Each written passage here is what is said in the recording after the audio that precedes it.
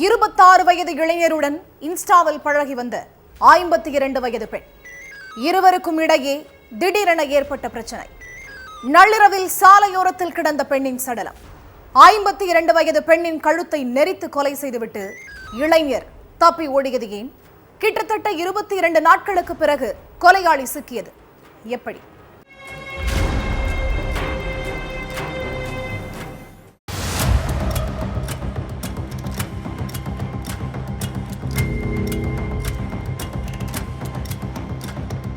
August 11ஆம் தேதி நள்ளிரவுங்கிறதுனால மைன்புரி பகுதியே ஆள் நடமாட்டம் இல்லாம அமைதியா இருந்திருக்கு. அப்ப அந்த வழியா பைக்ல போன இளைஞர் ஒருத்தர் சாலையோரத்துல கிடந்த பெண்ணோட சடலத்தை பார்த்து அதிர்ச்சியாகி இருக்காரு. உடனே போலீஸ் ஸ்டேஷனுக்கு போன் பண்ணி தகவலையும் சொல்லியிருக்காரு. இந்த விஷயத்தை தெரிஞ்சுக்கிட்டு ஸ்பாட்டுக்கு போன போலீஸ் சடலத்தை ஆய்வு செஞ்சாங்க. அதுல அந்த பெண்ணோட கழுத்துல ஒரே ரத்த காயமா இருந்திருக்கு. இதனால கொலை வழக்கா பதிவு பண்ண போலீஸ் சடலத்தை மீட்டு போஸ்ட்மார்ட்டத்துக்கு அனுப்பி வச்சாங்க. அடுத்து பக்கத்துல இருந்த கிராம மக்கள் கிட்ட விசாரணையில இறங்கினாங்க. உயிரிழந்து கிடந்த பெண் யாரு, எந்த ஊரை சேர்ந்தவங்க அப்படின்னு விசாரிச்சிருக்காங்க. ஆனா கிராம மக்கள் கிட்ட இருந்து எந்த ஒரு துப்பும் கிடைக்கல. அடுத்து மைன்புரி ஏரியாவில் உள்ள எல்லா சிசிடிவி காட்சிகளையும் ஆய்வு செஞ்சதுலயும் கொலையாளி பத்தி எந்த தடயமும் கிடைக்கல.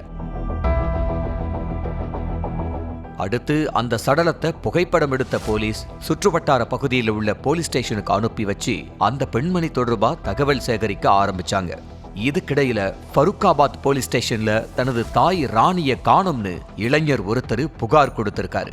உடனே அந்த புகார்தாரரை ஸ்டேஷனுக்கு வர வச்ச போலீஸ் அவரை ஹாஸ்பிட்டலுக்கு கூட்டிட்டு போயிட்டு சடலத்தை காட்டியிருக்காங்க. சடலத்தை பார்த்ததும் இளைஞர் தேம்பி தேம்பி அழுதுருக்காரு.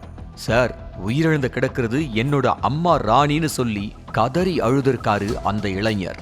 அடுத்து இளைஞர் மூலமா ராணியோட போன் நம்பரை வாங்கின போலீஸ் யார் அவங்களுக்கு அதிக போன் பண்ணியிருக்கா, யார்கிட்ட இருந்து லாஸ்டா கால் வந்திருக்கு அப்படிங்கிற மொத்த டீட்டெயிலையும் எடுத்து விசாரிக்க ஆரம்பிச்சாங்க. அதுல ராணியோட கால் லிஸ்ட் ஃபுல்லா அருண் அப்படிங்கிற பேரு தான் காட்டியிருக்கு. இதனால அருணோட செல்போன் நம்பரை ட்ரேஸ் பண்ண ஆரம்பிச்சாங்க போலீஸ். அவரோட செல்போன் சிக்னல் மைன்புரி ஏரியாவில் காட்டி இருக்கு. உடனே அந்த ஸ்பாட்டுக்கு போன போலீஸை பார்த்ததும் சொந்தக்காரர் ஒருத்தரோட வீட்டில் பதுங்கியிருந்த அருண் தப்பிச்சு ஓட பார்த்திருக்காரு. ஆனா அவரை சுத்தி வளைச்சு மடக்கி பிடிச்ச போலீஸ் அருணை போலீஸ் ஸ்டேஷனுக்கு கூட்டிட்டு போய் விசாரிச்சாங்க.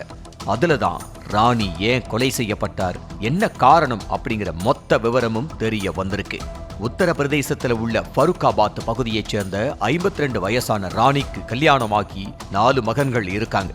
கிடைக்கிற வேலையை செஞ்சுட்டு தன்னோட குடும்பத்தோட வாழ்வாதாரத்தை கவனிச்சிட்டு இருந்திருக்காங்க ராணி. இதுக்கிடையில ராணிக்கும் மைன்புரியைச் சேர்ந்த 26 வயசே ஆன இளைஞர் அருணுக்கும் இன்ஸ்டா மூலமா பழக்கம் ஏற்பட்டிருக்கு. நார்மலா சேட் பண்ண ஆரம்பிச்ச 2 பேருமே போன் நம்பரை பரிமாறிக்கிட்டு தங்களோட காதலை அடுத்த கட்டத்துக்கு கொண்டு போயிருக்காங்க. உங்க குரலே ரொம்ப அழகா இருக்கு, கண்டிப்பா நீங்களும் அழகாத்தான் இருப்பீங்க, அந்த அழகான முகத்தை பார்க்கணும், அதனால உங்க போட்டோவை அனுப்புங்க அப்படின்னு இன்ஸ்டா சாட் மூலமா கேட்டிருக்காரு அருண். அருண் ரொம்ப வர்ணிச்சு பேசினதுனால ராணி தன்னை இளமையா காட்டிக்க முயற்சி பண்ணியிருக்காங்க. நீ என்ன கல்யாணம் பண்ணிப்பன்னு சொல்லு, கண்டிப்பா என் போட்டோவை அனுப்புறேன்னு சொல்லியிருக்காங்க. அதுக்கு அருணும் ஓகே சொல்லியிருக்காரு. இதனால ராணி தன்னோட போட்டோவை இன்ஸ்டா ஃபில்டர் மூலமா எடிட் பண்ணி அருணுக்கு அனுப்பியிருக்காங்க. போட்டோவை பார்த்த அடுத்த நொடியே நீங்க தேவதை மாதிரி இருக்குங்கன்னு வர்ணிச்ச அருண் உங்களை நேர்ல பார்க்கணும்னு சொல்லியிருக்காரு. இப்பதானே பேச ஆரம்பிச்சிருக்கோம், அதுக்குள்ள எதுக்கு மீட்டிங், கொஞ்ச நாள் போகட்டும், நானே ஒரு டேட் சொல்றேன், அப்ப மீட் பண்ணலான்னு சொல்லி நாட்களை கழிச்சிருக்காங்க ராணி.